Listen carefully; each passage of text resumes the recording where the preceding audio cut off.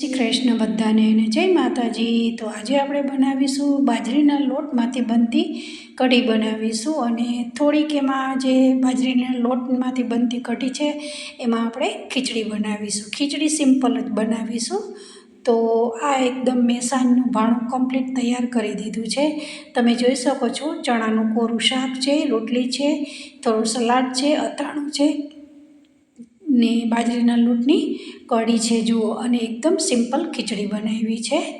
તો સાંજના સમયે જો તમે ખાલી કઢી ખીચડી બનાવવા માંગતા હો તો આ બેસ્ટ ઓપ્શન છે।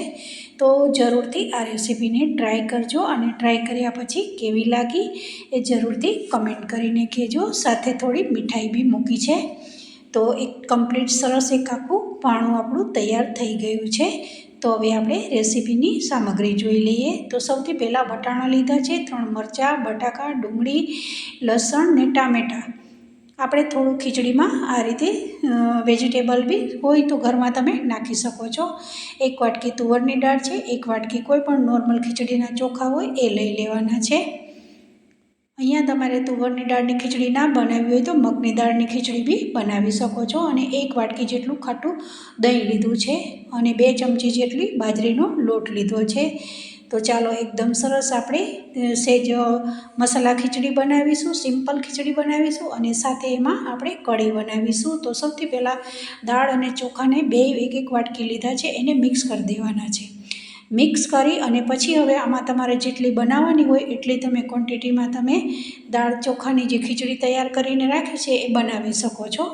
તો મારે 1 વાટકી બનાવવાની હતી તો લેવલ કરી અને મેં 1 વાટકી જેટલું દાળ ચોખાની ખીચડી કાઢી લીધી છે। હવે આપણે ખીચડી બનાવતા પહેલાં આપણને ટાઈમ હોય તો આ રીતે તમે પલાળીને થોડીવાર મૂકી શકો છો। તો જ્યાં સુધી હું કઢીની પ્રોસેસ કરતી હતી ત્યાં સુધી મેં દાળ ચોખાને આ રીતે પલાળી અને સાઈડમાં આ રીતે મૂકી દીધા છે। જેટલા દાળ ચોખાને સેજ પલાળીને તમે મૂકશો એટલું સહેલાઈથી ખીચડી તરત તૈયાર થઈ જાય છે। તો હવે આપણે આને સાઈડમાં મૂકી દઈશું અને હવે આપણે જે ખાટું દહીં લીધું છે 1 વાટકી એને આ રીતે થોડું વલોવી દેવાનું છે, કારણ કે અમૂલનું જે આવે છે એકદમ ખાટું દહીં આવે છે, કઢીનું દહીં આવે છે એ મેં લીધું છે। હવે દહીં એકદમ છાશ બનાવી અને સાઈડમાં મૂકી દીધી। ત્યાર પછી આપણે હવે ખીચડીની પ્રોસેસ કરીશું। તો 2 ચમચી જેટલું મેં અત્યારે તેલ લીધું છે, રાઈ, જીરું, હિંગ અને સૂકી મેથી। આ અત્યારે લાસ્ટમાં મેં સૂકી મેથી નાખી છે, હોય તો તમે નાખી શકો છો, નહીતર સ્કીપ કરી શકો છો। તો આ બધું સરસ તેલમાં એકદમ તતડી ગયું, સરસ મતલબ કે તેલમાં ફૂટી જાય પછી આપણે આ રીતે હિંગ નાખવાની છે। ત્યાર પછી ચોપ કરેલા 2 લીલા મરચાં નાખ્યા છે।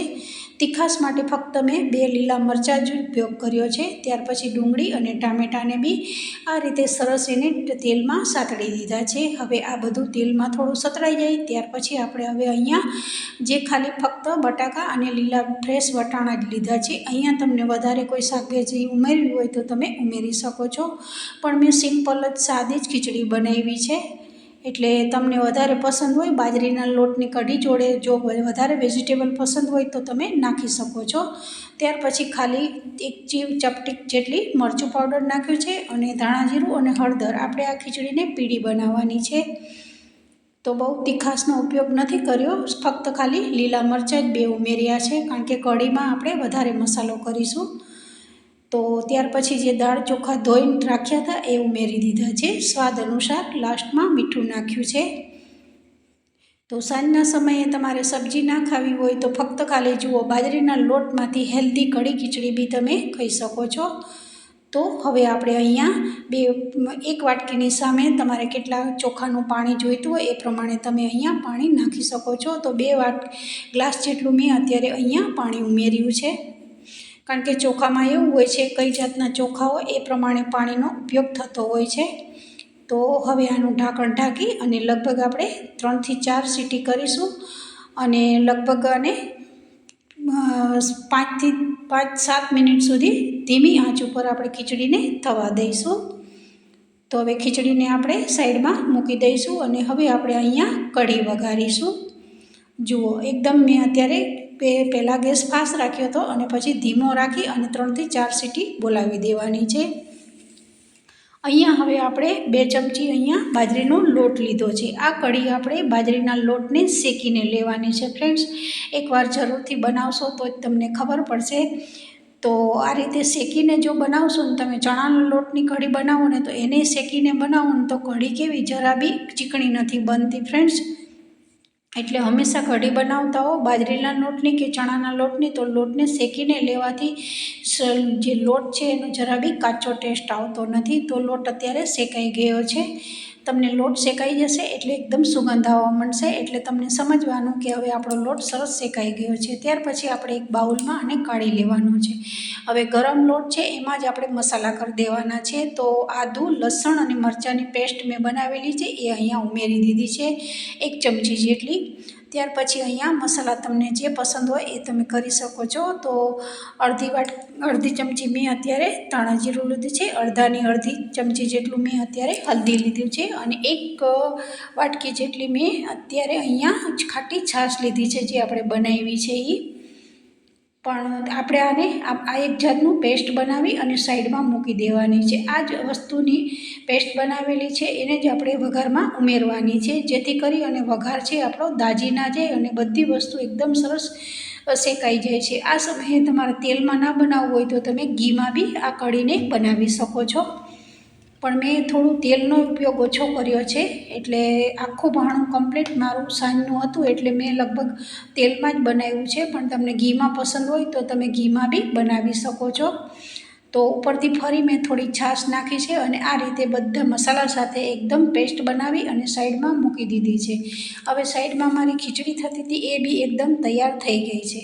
હવે આપણે કઢાઈમાં ફરી તેલ 2 ચમચી લેવાનું છે. એની જે આપણે લોટ શેક્યો હતો એ જ કઢાઈમાં હવે આપણે કઢી વઘારી દેવાની છે. તો અડધી ચમચી જેટલી મેં અત્યારે રાઈ નાખી, જીરું નાખ્યું છે અને થોડી સૂકી મેથી નાખી છે. સૂકી મેથીનો આ જે કઢીમાં બહુ સરસ ટેસ્ટ આવે છે. આ સમયે મીઠો લીમડો હોય તો તમે નાખી શકો છો. ત્યાર પછી મેં ખડા મસાલા અને 1 સૂકું મરચું નાખ્યું છે અહીંયા, કારણ કે ખડા મસાલાનો ટેસ્ટ સરસ આવે છે કઢીમાં. તો જો આ રીતે તેલમાં એકદમ બધું એકદમ શેકાઈ જાય પછી આપણે જે મસાલો કર્યો છે, પેસ્ટ બનાવીને રાખી છે બાજરીના લોટની, એ અત્યારે અહીંયા ઉમેરી દેવાની છે. તો જુઓ આ બાજરીનો લોટ એકદમ સરસ શેકાઈ ગયો છે, લોટ જરા બી કાચો નથી. હવે આપણે તેલમાં એને થોડો આ રીતે શેકી દેવાનો છે. મતલબ કે જેટલી પેસ્ટ બનાવીને રાખી છે, લસણ, આદું, જે ખડા મસાલા છે એ બધું આની જગ્યાએ તમે જો ઘી લેતા હો ને તો ઘીનો ટેસ્ટ બહુ જ સરસ આવે છે. તો મેં ખાલી ફક્ત તેલમાં બનાવ્યું છે અત્યારે. અને જુઓ લોટ એકદમ સરસ જરા બી ચીકણો નથી, એકદમ સરસ શેકાઈ ગયો છે. અને જુઓ આ રીતે તેલમાં થોડો લોટને મસાલાને બધાને શેકવાથી જે કઢી છે ને એનો ટેસ્ટ બહુ જ સરસ આવે છે.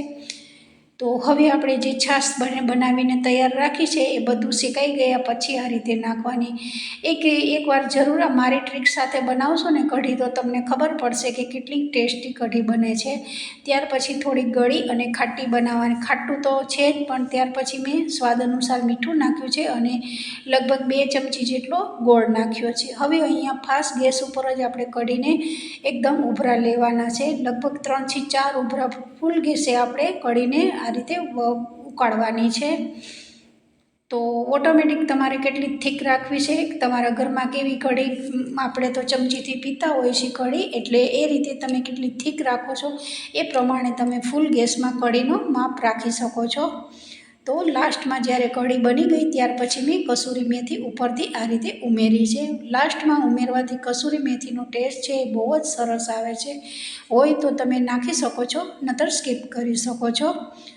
તો થોડા લીલા ધાણા બી લાસ્ટમાં બની ગયા પછી લાસ્ટ 2 વસ્તુ આ મેં ઉમેરી છે. તો એકદમ ખાટી અને ગળ્યા ટેસ્ટ સાથે આ કઢી આપણી તૈયાર થઈ ગઈ છે. હવે હું આને ઢાંકી અને થોડીવાર સિજવા દઈશ. અને સાઈડમાં તમે જોઈ શકો છો કે મારી ખીચડી બી એકદમ તૈયાર થઈ ગઈ છે. બધા મસાલા છે એકદમ ઉપર આવી ગયા છે. એકદમ સિમ્પલ જ ખીચડી બનાવી છે, કોઈ આમાં વધારે મસાલા નથી કર્યા, કારણ કે આપણે કઢીમાં વધારે મસાલા કર્યા છે. તો જુઓ, ફુલકા રોટલી છે એલ્યુમિનિયમ ફોલ્ડમાં મેં આ રીતે થાળીમાં રાખી છે, કારણ કે નીચે રોટલી રાખીશું તો ગરમ રોટલી છે તો પાણીવાળી રોટલી નીચે વરાળથી થઈ જાય છે, એટલે મેં એલ્યુમિનિયમ ફોલ્ડનો ઉપયોગ કર્યો છે. ત્યારથી સલાડ છે અને આ ગળ્યું અથાણું છે કેરીનું, અને સાથે કોરું શાક છે ચણાનું, જે દેશી ચણા આવે છે એનું શાક છે. હવે તમે જોઈ શકો છો મારી કઢી આ ટાઈપની મેં થીક રાખી છે, અને બિલકુલ આપણો લોટ કાચો નથી. તો આ આપણી કઢી સરસ એકદમ ઠંડી થયા પછી આ રીતે મેં ભાણુંને સર્વ કર્યું છે. તો સાથે ખીચડી છે, અથાણું છે અને આ રીતે કોરું શાક છે. તો આ તમારે બપોરના સમયે તમારે જમવામાં ઉપયોગ કરવો હોય તો આ ફૂલ જે આપણી થાળી છે એનો ઉપયોગ તમે કરી શકો છો. અને ઉપરથી આ રીતે થોડા લીલા ધાણાને સર્વ કર્યા છે. તો કઢીમાં અને આ રીતે શાકમાં બી તમે જ્યારે જમવા બેસો ત્યારે ઉપર લીલા ધાણા નાખીને ખાઈ શકો છો. તો આજની રેસીપી મારી કમ્પ્લીટ તૈયાર થઈ ગઈ છે. અને થોડું મીઠું તો જોઈએ જ. તો આ મેં મારા ઘરે જ બનાવેલી મીઠાઈ છે, જે મિલ્ક પાવડર અને દૂધ, 1 ગ્લાસ દૂધમાંથી મિલ્ક પાવડર અને કસ્ટર્ડ પાવડરમાંથી આ મીઠાઈ મેં તૈયાર કરી હતી. તો આખું ભાણું આપણું સરસ તૈયાર થઈ ગયું છે. તો આજની રેસીપી તમને બધાને કેવી લાગી એ જરૂરથી કમેન્ટ કરીને કહેજો. તો તમે જોઈ શકો છો આ આપણું એકદમ સરસ ભાણું તૈયાર થઈ ગયું છે. તો જરૂરથી આ રેસીપીને ટ્રાય કરજો. અને આ રેસીપી મેં એકદમ હેલ્ધી બનાવી છે, વધારે પડતો ઘીનો ઉપયોગ નથી કર્યો. પણ હા, તમે ઘીવાળી ખાતા હો તો 2 ચમચી ઘીમાં તમે કઢીને વઘારી શકો છો. તો આ કઢી છે એ જરા બી ચીકણી નથી થતી. તો બધાને જય શ્રી કૃષ્ણ અને જય માતાજી.